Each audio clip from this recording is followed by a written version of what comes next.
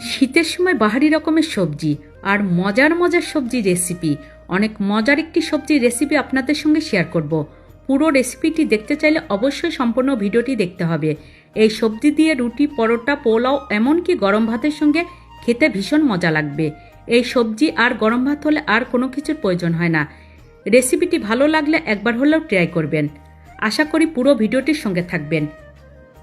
তেলের উপর তেজপাতা, শুকনো মরিচ, জিরা, সামান্য হলুদের গুঁড়া দিয়ে দিব। লাউ কুচি দিয়ে দিব। সমস্ত মশলা দেওয়ার পর সামান্য আদা জিরা বাটা দিয়ে দিব। ভাজা আলু দিয়ে দিব। ভাজা ফুলকপি দিয়ে দিব। সুন্দর মতো তরকারি কষাতে হবে। সিদ্ধ করা মসুরির ডাল দিয়ে দিচ্ছি।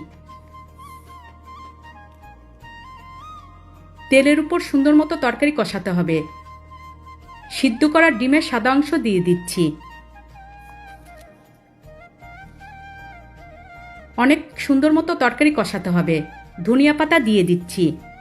শীতের ধনিয়া পাতা মানেই তরকারির স্বাদ দ্বিগুণ বেড়ে যাওয়া। সামান্য চিনি দিয়ে দিব।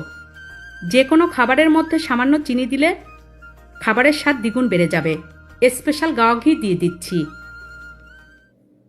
খাবারের স্বাদ আরও দ্বিগুণ বেড়ে যাবে।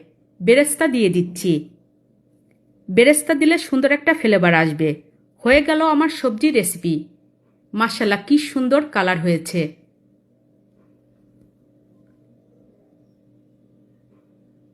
পুরো রেসিপিটির সঙ্গে থাকার জন্য অসংখ্য অসংখ্য ধন্যবাদ। আল্লাহ হাফেজ।